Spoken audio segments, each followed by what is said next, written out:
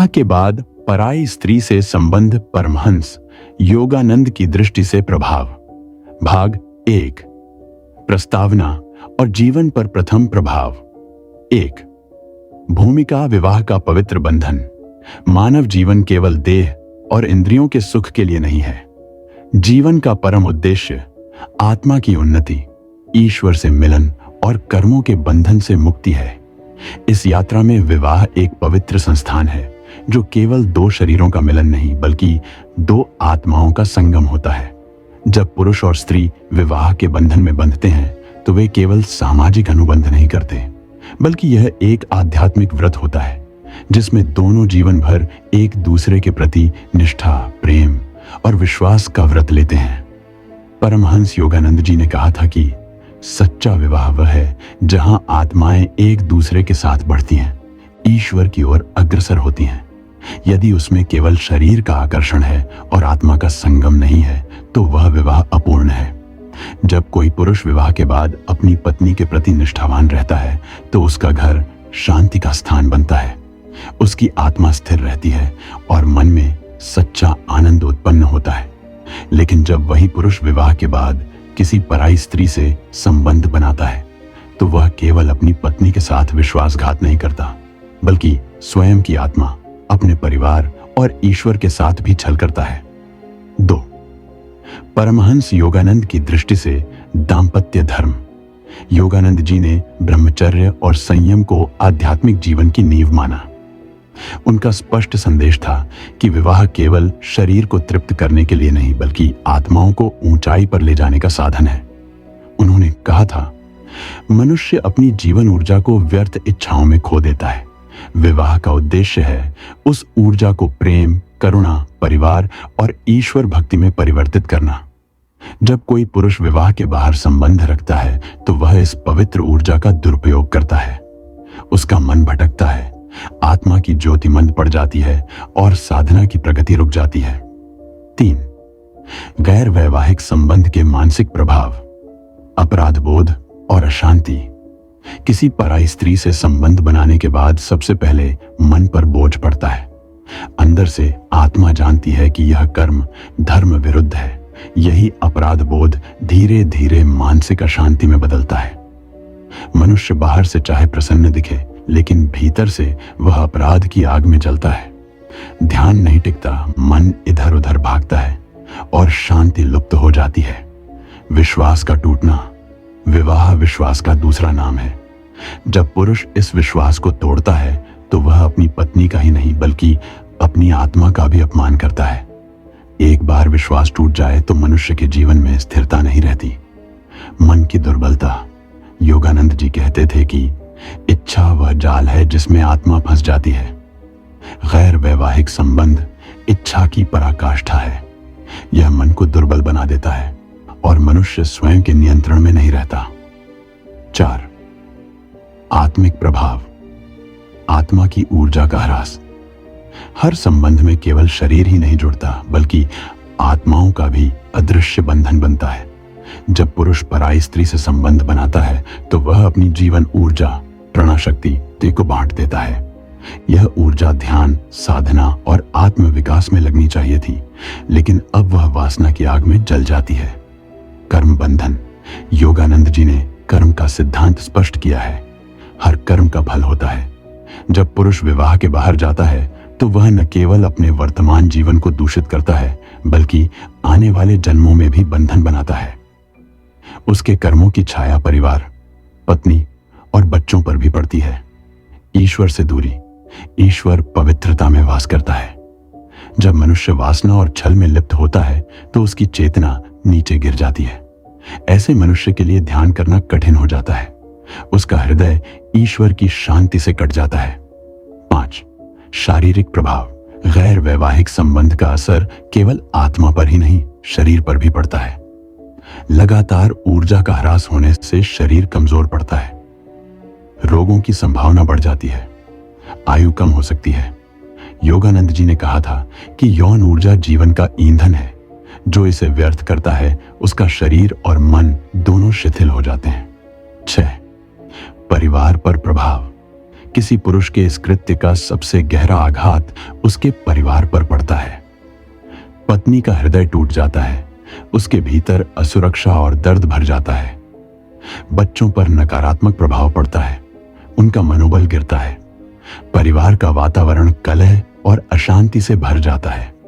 परिवार जहां प्रेम और शांति का मंदिर होना चाहिए, वहां नर्क जैसी स्थिति बन जाती है। 7. समाज और कर्मफल।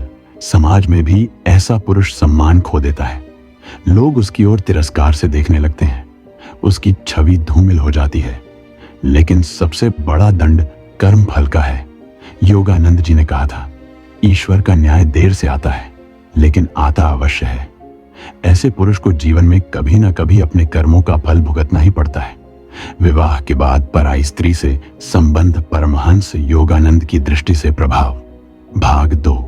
आत्मा पर दीर्घकालिक असर, पुनर्जन्म और कर्मफल। 8. आत्मा की गहराई और वासनाओं का बंधन। आत्मा स्वयं में शुद्ध, अमर और दिव्य है। वह न कभी जन्म लेती है न मरती है, लेकिन आत्मा जब शरीर धारण करती है तो वह मन, बुद्धि और अहंकार के आवरणों में बंध जाती है। परमहंस योगानंद जी ने कहा था, वासना आत्मा की सबसे गहरी बेड़ियां हैं। जब तक मनुष्य उन्हें नियंत्रित नहीं करता, तब तक वह ईश्वर का सच्चा आनंद अनुभव नहीं कर सकता। जब कोई पुरुष विवाह के बाहर संबंध बनाता है तो यह केवल शारीरिक क्रिया नहीं होती, यह आत्मा पर एक गहरी छाप छोड़ती है। यह छाप अगले जन्मों तक उसका पीछा करती है। 9. पुनर्जन्म और कर्मफल। कर्म का नियम। योगानंद जी के अनुसार प्रत्येक कर्म का फल अनिवार्य है। जब पुरुष पत्नी को धोखा देता है और पराई स्त्री से संबंध रखता है तो वह एक भारी कर्म बंधन रचता है।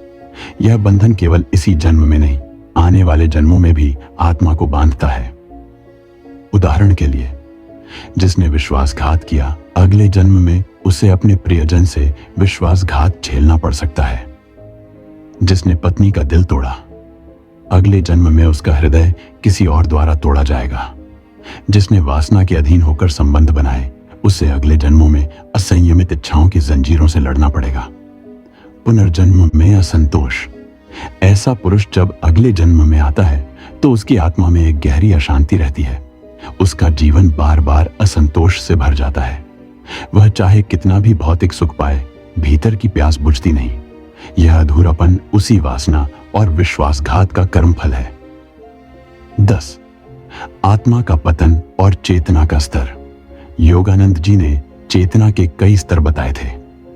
जब मनुष्य पवित्र विचार और संयम में जीता है तो उसकी चेतना ऊपर की ओर उठती है, सहस्रार तक, जहां आत्मा ईश्वर का साक्षात्कार करती है। लेकिन जब मनुष्य वासना, छल और असत्य में डूबता है तो उसकी चेतना नीचे गिरती है, निचले चक्रों तक, जहां केवल भय, क्रोध और वासना का अंधकार है। एक विवाहित पुरुष जब पराई स्त्री से संबंध बनाता है तो वह अनजाने में अपनी चेतना को गिरा देता है। उसकी आत्मा उच्चतर आनंद से दूर हो जाती है। 11. स्त्री पुरुष संबंध का सूक्ष्म प्रभाव। परमहंस योगानंद जी ने यह रहस्य बताया कि जब दो व्यक्ति शारीरिक रूप से मिलते हैं तो वे केवल शरीर नहीं जोड़ते, बल्कि उनके बीच सूक्ष्म ऊर्जा और संस्कारों का आदान प्रदान भी होता है। जब पुरुष अपनी पत्नी से संबंध रखता है तो यह आदान प्रदान पवित्र बंधन में होता है। यह ऊर्जा प्रेम, विश्वास और आत्मा की वृद्धि में बदलती है। लेकिन जब पुरुष पराई स्त्री से संबंध रखता है तो उसकी आत्मा पर उस स्त्री की इच्छाएं, भय और नकारात्मक संस्कार भी छप जाते हैं। धीरे धीरे यह बोझ इतना बढ़ जाता है कि उसका मन और आत्मा कमजोर हो जाते हैं। 12. ध्यान और साधना में बाधा। योगानंद जी ने कहा था कि मनुष्य का ध्यान तभी गहराई में उतर सकता है जब उसका मन और शरीर दोनों पवित्र हों। एक पुरुष जो पराई स्त्री से संबंध बनाता है, उसके ध्यान में स्थिरता नहीं आती। जब वह आंखें बंद करता है तो उसकी स्मृति में उन संबंधों की छाया आती है। उसका मन बार बार इच्छाओं की ओर खींचता है। आत्मा की शांति उसे दूर होती जाती है। ऐसे व्यक्ति के लिए ईश्वर की भक्ति केवल बाहरी कर्मकांड बन जाती है, भीतर की अनुभूति नहीं आती। 13. पारिवारिक वंश पर असर। कर्म केवल व्यक्ति तक सीमित नहीं रहते, वे वंश पर भी असर डालते हैं। जिस पुरुष ने पत्नी को धोखा दिया, उस्ताद ने अनाहत्या, उसके बच्चों में असुरक्षा और भय का संस्कार आ सकता है। कभी कभी ऐसे परिवार में पैदा हुए बच्चे भी वासनाओं के शिकार हो जाते हैं। पीढ़ियों तक यह बंधन चलता है जब तक कि कोई आत्मा जागकर उसे तोड़े नहीं। इसलिए योगानंद जी कहते थे, अपने जीवन के 14 समाज में असंतुलन, जब विवाह टूटता है और संबंध बिगड़ते हैं तो केवल एक परिवार नहीं टूटता, पूरा समाज असंतुलित हो जाता है। टूटे हुए घर बच्चों को अधूरा बना देते हैं। अधूरे बच्चे आगे चलकर समाज में अशांति फैलाते हैं। समाज में विश्वास और निष्ठा का भाव घटता है। इस प्रकार एक पुरुष का निजी पाप समाज में एक लहर की तरह फैलकर बड़ी अव्यवस्था पैदा कर देता है। 15 आत्मा की पुकार और अंतर्मन की पीड़ा। योगानंद जी कहते थे कि आत्मा हमेशा पवित्रता की ओर बुलाती है। जब पुरुष विवाह के बाहर संबंध रखता है तो बाहर से चाहे कितना भी सुख पाए, भीतर की आत्मा पुकारती रहती है। यह पुकार पीड़ा बनकर उसे रातों की नींद हराम कर देती है। वह बाहर हंसता है पर भीतर रोता है। यही आत्मा की सच्ची आवाज है जो उसे वापस सत्य की ओर खींचना चाहती है। 16 मृत्यु के बाद का अनुभव। परमहंस योगानंद जी ने मृत्यु के बाद की यात्रा के रहस्य भी बताए हैं। जब आत्मा शरीर छोड़ती है तो उसे अपने सारे कर्मों का सामना करना पड़ता है। जो पुरुष पत्नी के प्रति निष्ठावान रहा, उसे मृत्यु के बाद शांति और प्रकाश मिलता है। लेकिन जिसने पराई स्त्री से संबंध रखकर विश्वासघात किया, उसकी आत्मा मृत्यु के बाद भारी अंधकार से गुजरती है। वह आत्मा अपने ही कर्मों की पीड़ा में तड़पती है। उसे अगले जन्म तक शांति नहीं मिलती जब तक वह इस कर्म फल को भोग न ले। 17 कर्म से मुक्ति का मार्ग। योगानंद जी ने यह भी बताया कि चाहे मनुष्य ने कितनी ही भूल क्यों न की हो, सुधार का मार्ग हमेशा खुला रहता है। सच्चा पश्चाताप, ध्यान और प्रार्थना, पत्नी से क्षमा मांगना, वासनाओं को नियंत्रित करने के लिए साधना, इनसे धीरे धीरे आत्मा मुक्त हो सकती है। अब मैं आपके लिए इस ग्रंथ का तीसरा भाग प्रस्तुत करता हूं। इसमें हम गहराई से समझेंगे कि जब कोई पुरुष विवाह के बाद पराई स्त्री से संबंध बना चुका है तो वह अपने जीवन को कैसे सुधार सकता है, प्रायश्चित्त कैसे कर सकता है और परमहंस योगानंद जी की शिक्षाओं के अनुसार ईश्वर से पुनः कैसे जुड़ सकता है। भाग 3 प्रायश्चित्त, सुधार और आत्मा की पुनः यात्रा। 18 भूल को स्वीकारना आत्मा की पहली सीढ़ी। मनुष्य से भूल होना स्वाभाविक है।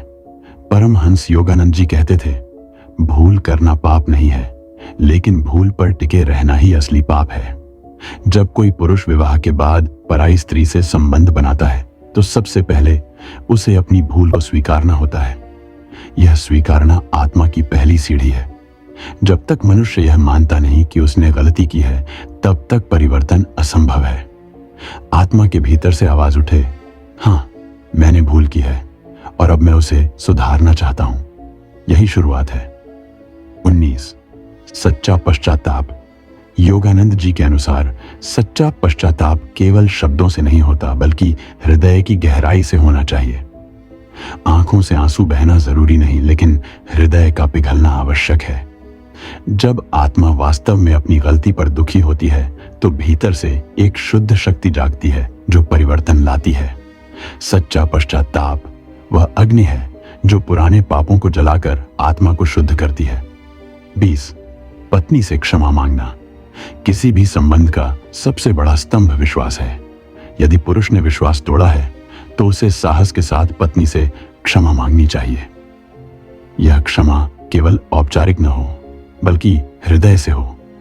पत्नी की आंखों में देखकर सच्चे मन से कहना चाहिए, मैंने भूल की है, मुझे क्षमा कर दो। क्षमा मांगते समय अहंकार नहीं होना चाहिए। परमहंस योगानंद जी कहते थे, जहां प्रेम है वहां क्षमा अपने आप आ जाती है।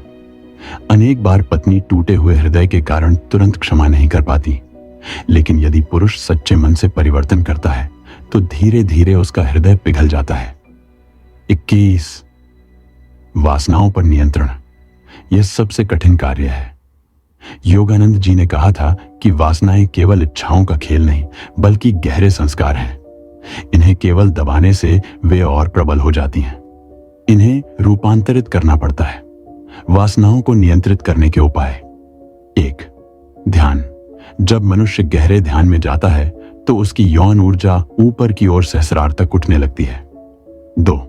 प्राणायाम सही श्वास नियंत्रण से काम वासना की आग शांत होती है। 3. सात्विक भोजन, मांस, शराब, नशीली चीजें वासनाओं को बढ़ाती हैं। सात्विक आहार संयम लाता है। 4. संगति, बुरी संगति से वासनाएं प्रबल होती हैं। पवित्र संगति से संयम आता है। योगानंद जी का प्रसिद्ध क्रिया योग इसी ऊर्जा को ऊपर ले जाने का दिव्य साधन है। 22. ईश्वर से क्षमा मांगना। मनुष्य चाहे कितना भी बड़ा पाप क्यों न कर ले, ईश्वर की करुणा सदा असीम है। जब पुरुष प्रार्थना करता है और कहता है, हे प्रभु, मैंने गलती की, मुझे क्षमा करो, मुझे बदलने की शक्ति दो, तब ईश्वर का प्रेम उसके हृदय में उतरने लगता है। योगानंद जी ने कहा था, ईश्वर हमें दंड देने के लिए नहीं बल्कि हमें उठाने के लिए है। उनकी कृपा ही सबसे बड़ी शरण है। 33. साधना और आत्मा का शुद्धिकरण। एक बार पुरुष सच्चे मन से प्रायश्चित्त कर ले तो उसे साधना का मार्ग अपनाना चाहिए। प्रतिदिन प्रातः ध्यान, प्राणायाम और क्रिया योग, गीता और योगानंद की शिक्षाओं का अध्ययन, जप और भक्ति, ये साधनाएं धीरे धीरे आत्मा की गहराई से पुराने संस्कारों को मिटाती हैं और आत्मा को पुनः प्रकाशमय करती हैं। 24. समाज और परिवार की सेवा। योगानंद कहते थे, दूसरों की सेवा ही सबसे बड़ा प्रायश्चित्त है। यदि पुरुष ने परिवार को दुख दिया है तो उसे केवल प्रार्थना ही नहीं बल्कि सेवा भी करनी चाहिए। पत्नी और बच्चों के लिए त्याग करना, समाज में अच्छे कर्म करना, जरूरतमंदों की सहायता करना, इससे कर्मफल धीरे धीरे हल्का हो जाता है। 25. आत्मा की पुनः यात्रा। जब पुरुष सच्चा पश्चाताप करता है, क्षमा मांगता है, साधना करता है और सेवा करता है, तब उसकी आत्मा धीरे धीरे पुनः ऊंचाई की ओर बढ़ने लगती है। उसके भीतर फिर से शांति आने लगती है, ध्यान में गहराई आने लगती है। ईश्वर का प्रकाश धीरे धीरे उसके हृदय में उतरने लगता है। परमहंस योगानंद जी कहते थे, भूल चाहे कितनी भी बड़ी क्यों न हो, यदि आत्मा ईश्वर की ओर लौट आती है तो वह मुक्त हो सकती है। 26. आत्मा का वास्तविक विजय। सच्ची विजय यह नहीं है कि पुरुष संसार जीत ले, धन और सुख प्राप्त कर ले। सच्ची विजय यह है कि वह अपने भीतर की वासनाओं, इच्छाओं और दुर्बलताओं को जीत ले। जब कोई पुरुष विवाह के बाहर संबंध की भूल करके भी वापस संयम, प्रेम और ईश्वर भक्ति के मार्ग पर लौट आता है तो उसकी आत्मा पहले से भी अधिक उज्जवल हो जाती है। अब मैं आपके लिए इस ग्रंथ का चौथा और अंतिम भाग, इसमें हम पूरे विषय का निष्कर्ष, जीवन का अंतिम सत्य और परमहंस योगानंद जी की गहरी शिक्षाओं के आधार पर समझेंगे कि आत्मा इन अनुभवों से क्या सीखती है और कैसे अंततः परमात्मा की ओर लौटती है। भाग 4, निष्कर्ष, जीवन का अंतिम सत्य और आत्मा की परम यात्रा। 27. आत्मा का सच्चा उद्देश्य। मानव जीवन केवल भौतिक इच्छाओं की पूर्ति के लिए नहीं है। परमहंस योगानंद जी बार बार कहते थे, तुम्हें इस धरती पर ईश्वर की खोज के लिए भेजा गया है। जब तक तुम उनका अनुभव नहीं कर लेते तब तक तुम्हारा जीवन अधूरा है। विवाह एक साधन है, साध्य नहीं। विवाह का उद्देश्य है दो आत्माओं को साथ मिलकर प्रेम, निष्ठा और साधना की राह पर चलाना। यदि पुरुष इस पवित्रता को तोड़कर पराई स्त्री से संबंध बनाता है तो वह आत्मा के मूल उद्देश्य से भटक जाता है। लेकिन यह भटकाव भी आत्मा के लिए एक पाठ है। आत्मा सीखती है कि इंद्रियों का सुख क्षणिक है पर ईश्वर का आनंद अनंत है। 28. आत्मा की पीड़ा से उत्पन्न जागरण। जब पुरुष गलती करता है तो उसका मन और आत्मा पीड़ा में डूब जाते हैं। अपराध बोध, परिवार का टूटना, ध्यान में अशांति, समाज में अपमान, यह सब मिलकर आत्मा को हिलाकर रख देता है। परमहंस योगानंद जी कहते थे कि कभी कभी ईश्वर हमें हमारी गलतियों के परिणामों से गुजारते हैं ताकि हम जागें और सत्य की ओर लौटें। यानी यह पीड़ा अंत नहीं बल्कि एक जागरण का साधन है। 29. ईश्वर का क्षमाशील हृदय, मनुष्य चाहे कितनी भी भूल कर ले, ईश्वर का हृदय क्षमाशील है। योगानंद जी ने कहा था, ईश्वर माता पिता से भी अधिक दयालु हैं। जैसे मां अपने बच्चे की 1000 भूलों को क्षमा कर देती है, वैसे ही ईश्वर तुम्हारी आत्मा की लाखों भूलों को भी क्षमा कर देंगे, यदि तुम सच्चे मन से उनकी ओर लौटो। इसलिए यदि पुरुष पश्चाताप करता है, साधना करता है और निष्ठा से बदलना चाहता है, तो ईश्वर उसकी आत्मा को पुनः पवित्र बना देते हैं। 30. आत्मा की परिपक्वता। हर अनुभव, चाहे वह सही हो या गलत, आत्मा को परिपक्व बनाता है। जिसने धोखा दिया और उसका परिणाम भोगा, वह आगे चलकर दूसरों के दर्द को समझने लगता है। जिसने वासना की आग में जलकर देखा, वह अंततः आत्मा के शाश्वत आनंद की ओर आकर्षित होता है। इस प्रकार आत्मा हर अनुभव से सीखती है और धीरे धीरे ईश्वर के और निकट आती है। 31. पवित्रता की शक्ति।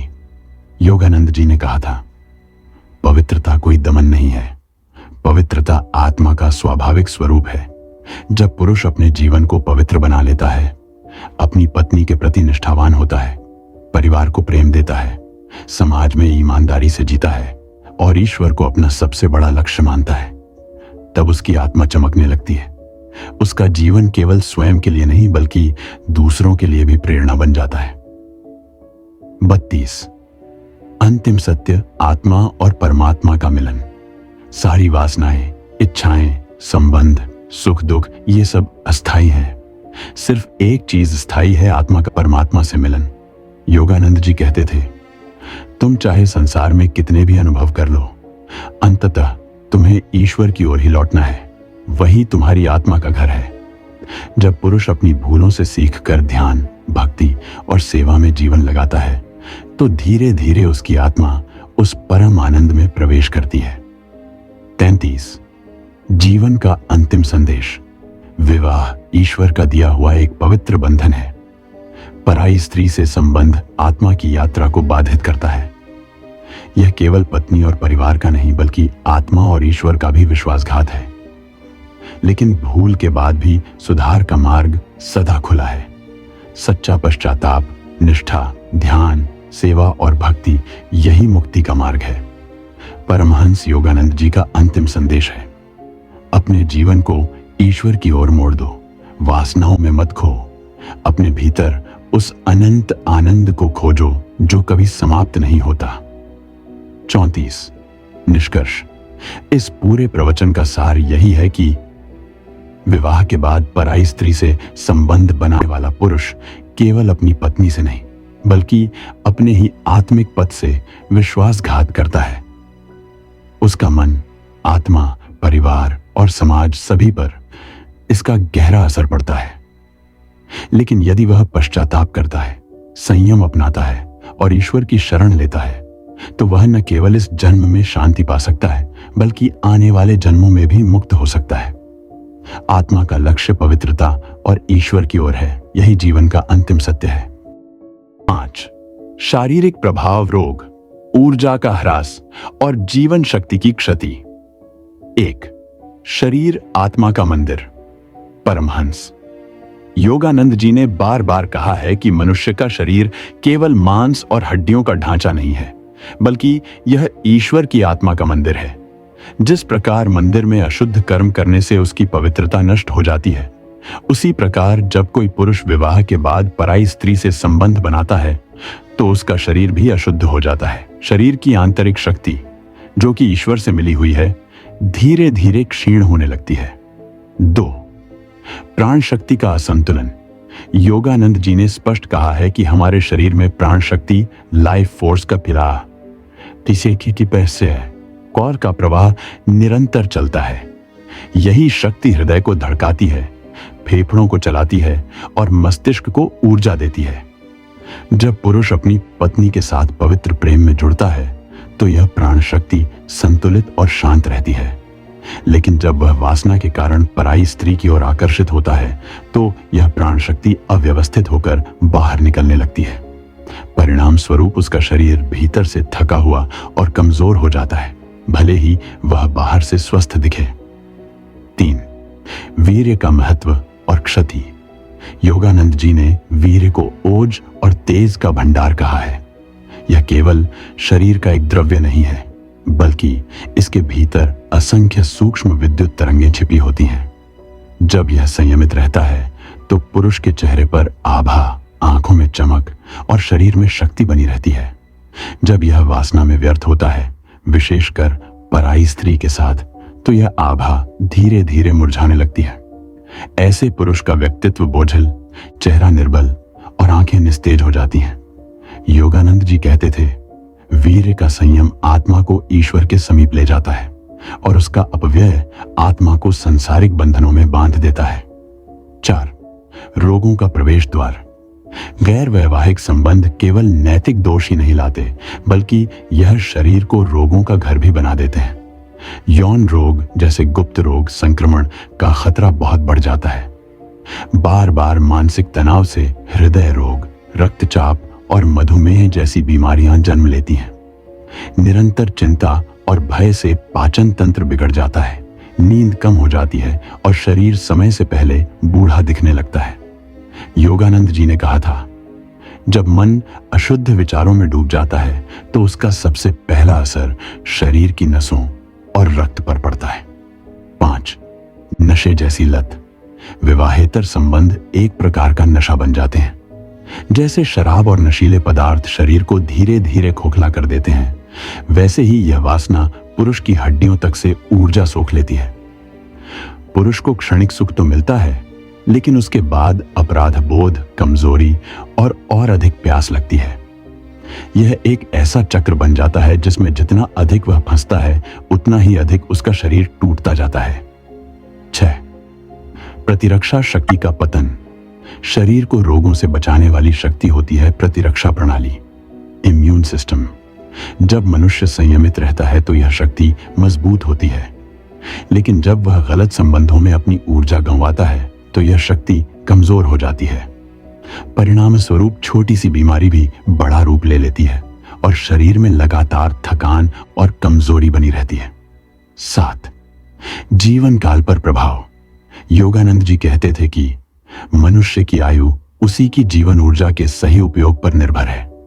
जो पुरुष अपनी शक्ति को व्यर्थ खर्च करता है, वह अकाल मृत्यु की ओर तेजी से बढ़ता है। उसका शरीर समय से पहले बूढ़ा हो जाता है। हड्डियों में दर्द, जोड़ों की कमजोरी, बालों का झड़ना और दृष्टि की कमी, ये सब उसके असंतुलित जीवन के परिणाम होते हैं। 8. मानसिक तनाव का शारीरिक असर। जब पुरुष पराई स्त्री से संबंध बनाता है तो मन में लगातार भय, अपराध बोध और छिपाने की चिंता बनी रहती है। यह मानसिक बोझ शरीर की नसों को कड़ा कर देता है। रक्तचाप बढ़ता है और नींद न आने की बीमारी, इंसोम्निया, हो सकती है। धीरे धीरे यह तनाव हृदय पर असर डालता है और स्ट्रोक या हार्ट अटैक का कारण बन सकता है। 9. शांति और विश्रांति का नाश। सच्ची सेहत केवल रोग मुक्त रहने का नाम नहीं है, बल्कि यह आंतरिक शांति पर आधारित है। जब पुरुष अपने जीवन में सत्य, संयम और पवित्रता का पालन करता है तो उसे नींद गहरी मिलती है, भोजन स्वादिष्ट लगता है और शरीर तरोताजा रहता है। लेकिन विवाहेतर संबंध उसे यह सब छीन लेते हैं। वह हर समय बेचैनी में जीता है और शरीर भी लगातार तनावग्रस्त रहता है। निष्कर्ष। विवाह के बाद पराई स्त्री से संबंध बनाने वाला पुरुष स्वयं अपने ही शरीर का शत्रु बन जाता है। उसकी ऊर्जा क्षीण होती है, उसका ओज नष्ट हो जाता है, शरीर में रोग पनपने लगते हैं और अंततः उसका जीवन काल घटने लगता है। परमहंस योगानंद जी की वाणी में, जो पुरुष अपने शरीर की पवित्रता खो देता है, वह अपने भाग्य की रेखाएं स्वयं मिटा देता है। ठीक है, अब मैं आपको अगला भाग प्रस्तुत करता हूं। भाग 6, परिवार पर प्रभाव, पत्नी, बच्चों और वंश पर असर। प्रिय आत्मबंधुओं, परमहंस योगानंद जी कहते थे कि विवाह केवल 2 शरीरों का मिलन नहीं है, बल्कि यह 2 आत्माओं का पवित्र बंधन है। जब पति या पत्नी इस बंधन को तोड़कर पराई राह पर चलते हैं तो इसका सबसे गहरा आघात केवल स्वयं पर नहीं, बल्कि पूरे परिवार पर पड़ता है। 1. पत्नी पर प्रभाव। विश्वास का टूटना विवाह की नींव विश्वास पर टिकी होती है। जब पुरुष पराई स्त्री से संबंध बनाता है तो पत्नी का मन टूटा हुआ अनुभव करता है। मानसिक पीड़ा। स्त्री का हृदय कोमल होता है, पति का विश्वासघात उसे भीतर तक जला देता है। यह पीड़ा कई बार शारीरिक बीमारियों का कारण भी बनती है। आत्मसम्मान पर चोट। पत्नी यह सोचने लगती है कि क्या वह पर्याप्त नहीं थी, क्या उसमें कोई कमी थी। यह प्रश्न उसकी आत्मा को भीतर से तोड़ देता है।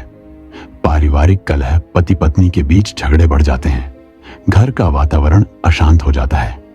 2. बच्चों पर प्रभाव। योगानंद जी कहते थे, बच्चे वही बनते हैं जो वे घर के वातावरण में देखते और सुनते हैं। असुरक्षा की भावना। जब बच्चे माता पिता के बीच झगड़े देखते हैं तो उनके मन में डर और असुरक्षा बैठ जाती है। संस्कारों का ह्रास। बच्चे सीखते हैं कि वचन और विवाह का पालन आवश्यक नहीं। यह उनके चरित्र को कमजोर करता है। मानसिक तनाव। पिता की गलत राह के कारण बच्चे पढ़ाई में ध्यान नहीं दे पाते। वे उदास, चिड़चिड़े और गुस्सैल हो जाते हैं। भविष्य पर असर। ऐसे बच्चे बड़े होकर या तो अपने माता पिता जैसा ही आचरण करने लगते हैं या फिर प्रेम और विवाह पर से विश्वास खो बैठते हैं। 3. वंश पर प्रभाव। योगानंद जी ने कहा कि परिवार केवल वर्तमान तक सीमित नहीं होता, बल्कि यह वंश की धारा है। जब पुरुष गलत आचरण करता है तो उसका कर्मफल केवल उसी तक सीमित नहीं रहता, बल्कि उसकी संतान और आगे आने वाली पीढ़ियां भी उसका बोझ उठाती हैं। घर की पवित्रता नष्ट होने से पूर्वजों के आशीर्वाद भी कमजोर पड़ जाते हैं। 4. समाज में अपमान। परिवार समाज की इकाई है। जब पति पत्नी का संबंध टूटता है तो समाज भी उस परिवार को अलग दृष्टि से देखने लगता है। पत्नी को अपमान सहना पड़ता है और बच्चों को भी तानों का सामना करना पड़ता है। पुरुष के कर्म केवल उसका निजी मामला नहीं रहते, बल्कि उसका प्रभाव पूरे परिवार की प्रतिष्ठा पर पड़ता है। 5. आध्यात्मिक दृष्टि। परमहंस योगानंद जी कहते थे, परिवार एक आश्रम है जिसमें आत्माएं मिलकर साधना करती हैं। जब पति वासना के कारण इस आश्रम की मर्यादा तोड़ता है तो परिवार की आध्यात्मिक प्रगति रुक जाती है। पत्नी की साधना में बाधा आती है, बच्चों के संस्कार दूषित होते हैं और घर का वातावरण पवित्रता से दूर चला जाता है। संक्षेप में, पत्नी का विश्वास टूटता है, बच्चों का भविष्य प्रभावित होता है, वंश की धारा दूषित होती है, परिवार का सम्मान नष्ट होता है। यानी विवाहेतर संबंध का घाव केवल पुरुष तक सीमित नहीं रहता, बल्कि यह पूरे परिवार की आत्मा को घायल कर देता है। तो आइए अब हम अगले चरण में प्रवेश करते हैं। भाग 7। समाज और कर्म फल। समाज की दृष्टि और आत्मा का बंधन। परमहंस योगानंद जी कहते थे कि मनुष्य केवल अपने लिए नहीं जीता, उसके हर विचार, हर कर्म की तरंगें पूरे समाज और ब्रह्मांड में फैलती हैं। जो अपने धर्म से गिरता है वह केवल अपनी आत्मा को ही नहीं बांधता, बल्कि दूसरों को भी दूषित करता है। 1. समाज की दृष्टि। सम्मान का पतन। विवाह के बाद यदि पुरुष किसी पराई स्त्री से संबंध रखता है तो धीरे धीरे समाज की नजर में उसका सम्मान घटने लगता है। लोग उसके चरित्र पर उंगली उठाते हैं। परिवार की छवि खराब होना। समाज केवल पुरुष को ही नहीं देखता, बल्कि उसके पूरे परिवार की छवि पर दाग लग जाता है। पत्नी और बच्चों को भी तानों और अपमान का सामना करना पड़ता है। सामाजिक दूरी। रिश्तेदार और मित्र भी धीरे धीरे दूरी बना लेते हैं, क्योंकि समाज उस व्यक्ति को विश्वसनीय नहीं मानता। उदाहरण का प्रभाव। समाज में ऐसे व्यक्ति दूसरों के लिए नकारात्मक उदाहरण बन जाते हैं। बच्चे और युवा सोचने लगते हैं कि विवाह का बंधन तोड़ना सामान्य बात है। इससे समाज की नैतिक नींव हिलती है। 2. कर्म फल का नियम। योगानंद जी ने स्पष्ट किया है, कर्म का नियम कभी असफल नहीं होता। जो बोओगे वही काटोगे। यदि तुम विश्वासघात बोते हो तो तुम्हें विश्वासघात ही मिलेगा। जो पुरुष अपनी पत्नी को धोखा देता है वह भविष्य में किसी न किसी रूप में धोखे का शिकार अवश्य होता है। कभी उसका व्यापार डूब जाता है, कभी मित्र विश्वासघात कर देते हैं, कभी संतान विद्रोही हो जाती है। उसके भीतर पापबोध रहता है और आत्मा बेचैन रहती है। 3. अदृश्य बंधन। योगानंद जी कहते थे कि जब कोई पुरुष पराई स्त्री से संबंध बनाता है तो उनके बीच केवल शारीरिक संबंध ही नहीं बनता, बल्कि एक सूक्ष्म ऊर्जा का बंधन, कर्मिक बॉन्ड भी बनता है। यह बंधन कई जन्मों तक पीछा करता है।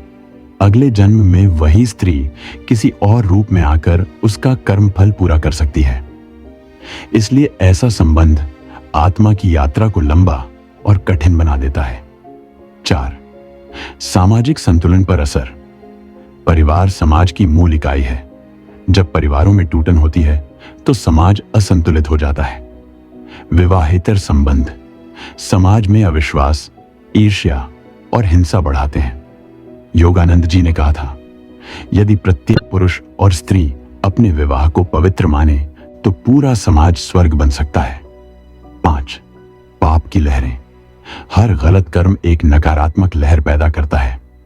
पुरुष सोचता है कि यह उसका निजी मामला है, लेकिन वास्तव में उसकी गलत तरंगें उसके घर, परिवार, पड़ोस और समाज तक फैलती हैं। इससे समाज की सामूहिक चेतना, कलेक्टिव कॉन्शियसनेस भी अशांत हो जाती है। संक्षेप में, समाज की दृष्टि में सम्मान गिरता है, परिवार की छवि कलंकित होती है, कर्म फल का नियम व्यक्ति को बंधन में जकड़ लेता है, आत्मा पर अदृश्य रण चढ़ जाता है, समाज की नींव कमजोर होने लगती है। इसलिए परमहंस योगानंद जी चेतावनी देते थे कि विवाह का बंधन ईश्वर की शपथ है। इसे तोड़ना केवल पत्नी का अपमान नहीं, बल्कि समाज और ईश्वर की अवहेलना है।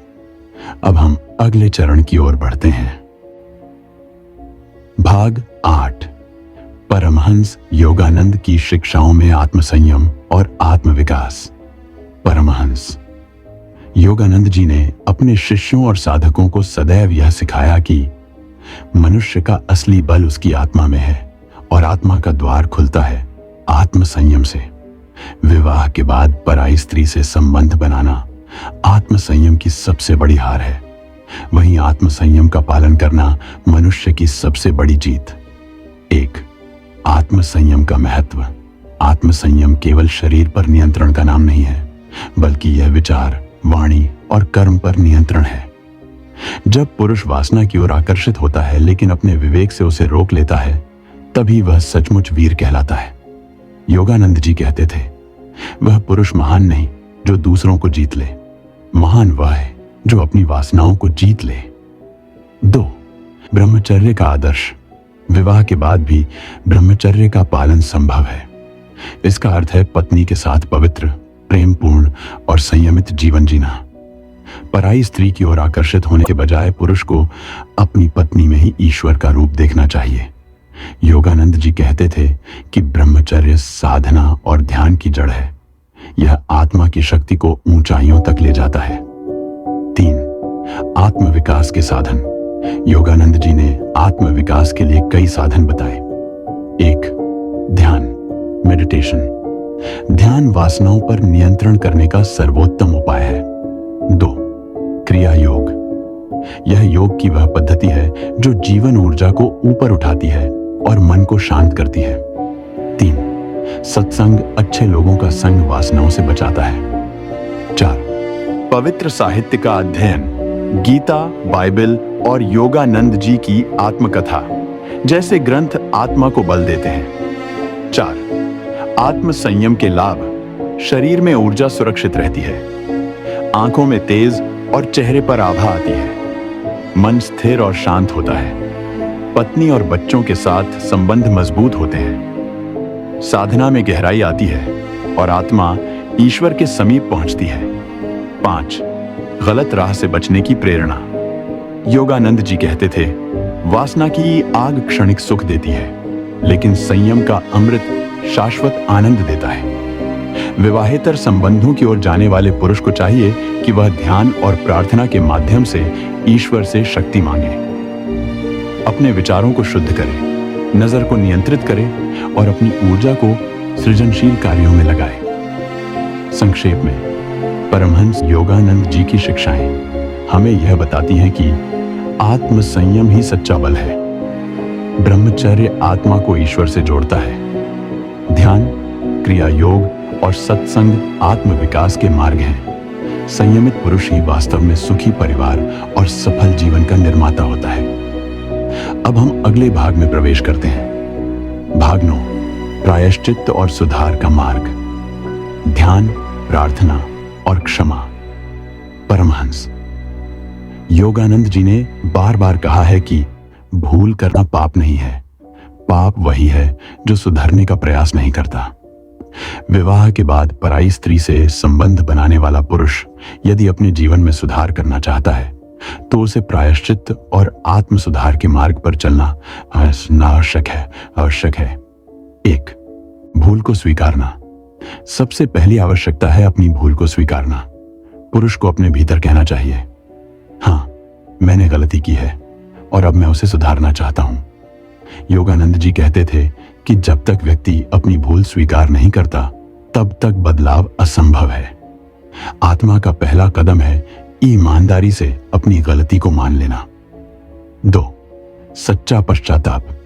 सच्चा पश्चाताप केवल शब्दों से नहीं बल्कि हृदय से होना चाहिए। आंखों से आंसू जरूरी नहीं, लेकिन हृदय का पिघलना आवश्यक है। जब मनुष्य अपनी गलती पर भीतर से दुखी होता है तो आत्मा में शुद्ध की अग्नि जल उठती है। योगानंद जी कहते थे, पश्चाताप ही वह अग्नि है जो पुराने संस्कारों और पापों को जलाकर आत्मा को शुद्ध करती है। 3, पत्नी और परिवार से क्षमा मांगना। पति को चाहिए कि वह साहस के साथ पत्नी से क्षमा मांगे। क्षमा केवल शब्दों से न हो बल्कि हृदय से हो। पत्नी की आंखों में देखकर सच्चे मन से कहना चाहिए, मैंने गलती की है, मुझे क्षमा कर दो।